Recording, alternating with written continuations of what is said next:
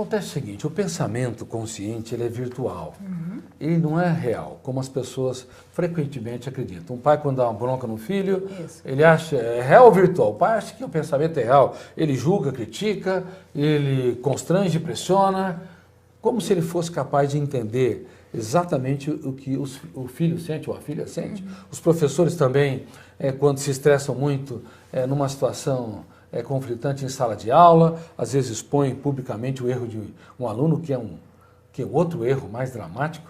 Nós devemos elogiar em público sempre e corrigir em particular, nunca fazer o contrário, e toda vez que formos corrigir, temos de elogiar a pessoa que erra mais do que o seu próprio erro, para oxigenar a mente, para que eles possam se educar a partir das nossas observações. Bom, o que eu quero dizer é que o pensamento, por ser virtual, ele não dá direito das pessoas serem críticos excessivamente, serem pressionadores, apontadores de falha, como se fossem deuses, juízes que têm um julgamento irrefutável. O pensamento, por ser virtual, ele não incorpora a realidade do objeto pensado. Então você entende o outro a partir de si mesmo e não a partir dele mesmo. Então você tem de se esvaziar dos seus preconceitos, do seu tendencialismo, às vezes da sua arrogância, tem de se esvaziar da sua necessidade ansiosa de querer que os outros sejam a sua imagem e semelhança. Quando você se esvazia de si mesmo, você pode se aproximar daquilo que acontece dentro do outro, interpretar de maneira mais profunda. Mas no mundo todo, as pessoas não têm consciência que o pensamento é virtual. Na China, no Japão, na Europa, nas Américas, as pessoas acham que o pensamento lhes dá direito de estarem no trono. Toda vez que você está no trono apontando um dedo para alguém, você aponta 3 dedos para si. Por favor, se esvazie o máximo possível de si. Critique. Será que eu não estou sendo algoz, carrasco? Será que eu não estou cobrando demais as pessoas ao meu redor? Será que eu não estou cobrando demais de mim? Porque o pensamento, por ser virtual, milhões de pessoas, inclusive pessoas tímidas, cobram demais aquilo que não podem dar, não aceitam suas falhas, não conseguem se abraçar. Cuidado, toda vez que você cobra demais dos outros e cobra demais de si, você está atribuindo ao pensamento uma realidade que ele não tem. Ele não é real. Ele é uma interpretação da realidade sujeita a múltiplas distorções. Então você tem de ser mais generoso consigo. Se não for mais generoso consigo, como é que você vai desenvolver saúde mental? Se não for mais generoso com os outros, tolerante, brincar, ser mais bem-humorado, como você vai contribuir com que os outros tenham mais saúde emocional? É impossível. Seremos carrascos dos outros e algoz de nós mesmos.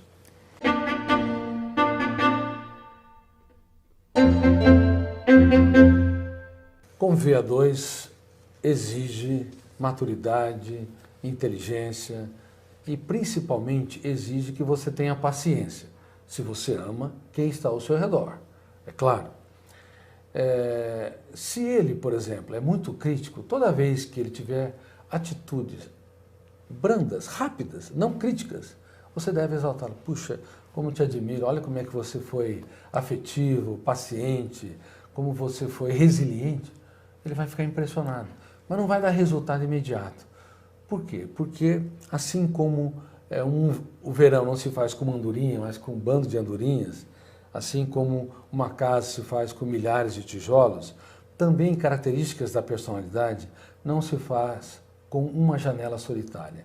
Não é um elogio que vai construir uma nova pauta. Mas se você, ao longo da sua história, começar a observar características que você acha importante e que ele tem muito pouco, e você exaltá-las continuamente ao longo dos meses, 6 meses, 1 ano, 2 anos, é possível que se forme plataforma de janelas light. O biógrafo do cérebro, que é um fenômeno inconsciente, vai tecendo essas características, vai tecendo esses edifícios e espontaneamente ele vai expressando novas características de personalidade. Uma coisa importante é também a percepção dela com ela mesma, né? Então, um amor sustentável por si mesmo, a importância e a relevância disso. Isso tem fundamento muito sério. Você tem de saber, vocês todos, milhares de pessoas que estão assistindo a essa conferência Isso. sobre amor sustentável, tem de doar-se diminuindo a expectativa do retorno. Exato. Porque muitas vezes nós buscamos no outro o que nós não damos para nós. Qual que é a tese dos ciúmes mais inteligente na atualidade e que os povos e culturas precisam incorporar? Ciúmes é saudade de mim. Eu exijo do outro a atenção que eu não dou para mim. Se você dá atenção para você, se você se elogia de vez em quando, claro, você tem que ter consciência crítica dos seus erros, se reciclar e se reinventar e empreender. Mas se você dá sempre uma nova chance para si e para os outros, certamente você vai se tornar uma pessoa que vai se curtir mais, vai ter um romance com a sua própria história antes de ter um romance com o outro. Consequentemente, você vai apostar mais na vida, será mais seguro ou segura. Então, por favor, antes de ter um romance com outro ou com a outra, seja um apaixonado pela sua própria vida. Tenha um caso de amor com a sua saúde emocional. Eu acho que um bom segredo é esse, né? Primeiro namorar consigo mesmo, depois namorar com outro, Que né? é um termo que nós usamos muito na Academia de Gestão da Emoção. Isso, exatamente. Namore com a sua vida. Você namora com a sua vida? Você já se deu um abraço? Provavelmente, mais de 99% das pessoas que estão me assistindo nunca se abraçaram de maneira afetiva, falaram, puxa, você é um ser humano único e irrepetível. Pense nisso.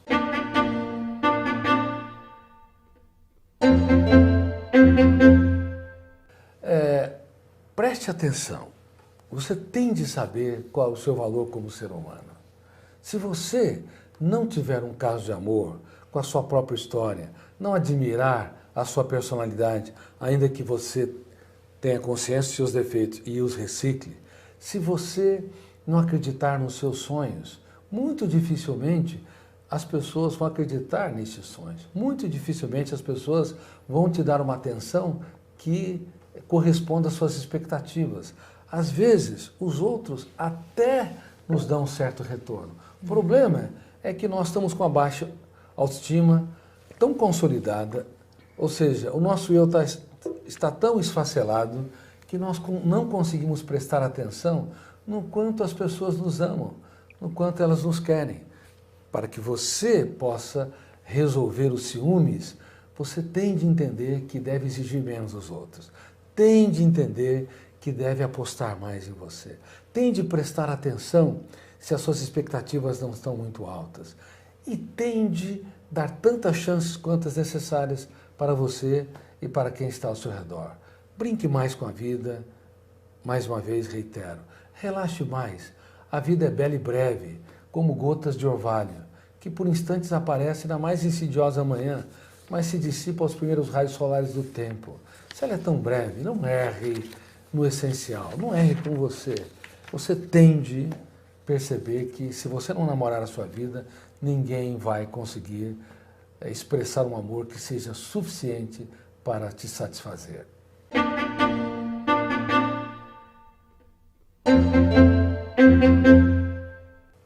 Uma pessoa hipersensível, ela tem uma função exagerada, ou seja, a emoção dela, ela sofre um impacto muito grande dos estímulos estressantes.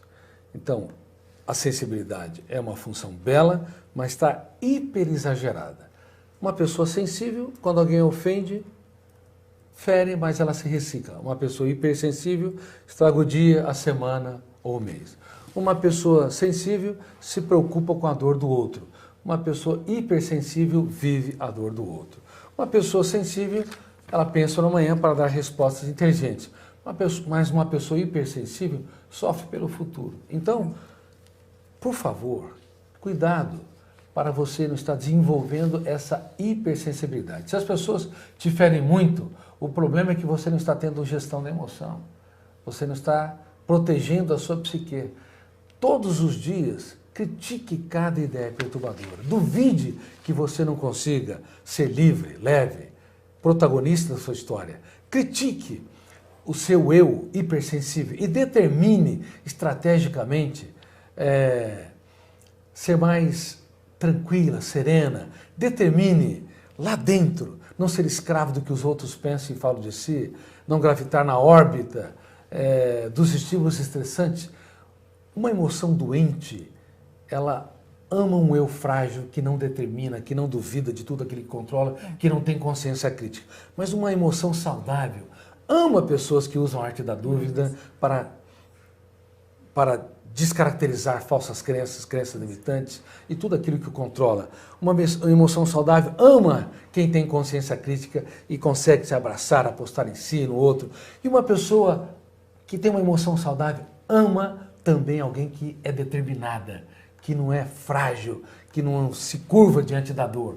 Eu estou sofrendo, mas eu não me curvo diante da dor. Eu vou escrever os capítulos mais importantes da minha história, mesmo quando o mundo desaba sobre mim, como eu digo nos livros O Futuro da Humanidade, nos livros O Homem Mais Inteligente da História, O Vendedor de Sonhos, e até no livro Armadilhas da Mente. Bom, então, por favor, não reaja pelo fenômeno bateu-levou. Tem pessoas que me dizem, Dr. Cury, eu não levo desaforo para casa.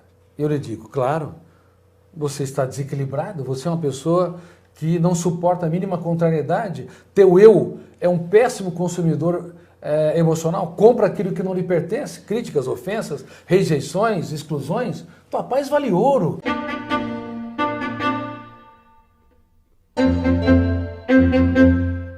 Nós explodimos, e o ser humano tem essa tendência no mundo todo, porque lembre-se, o primeiro ato do teatro mental é consciente ou inconsciente? É inconsciente. Alguém te frustrou, decepcionou, te criticou, rejeitou, detona o gatilho, abre uma janela killer, a âncora fecha o circuito. Naquele momento nós explodimos. Explodimos porque o nosso eu é hipersensível, hiperreativo, não tem autocontrole.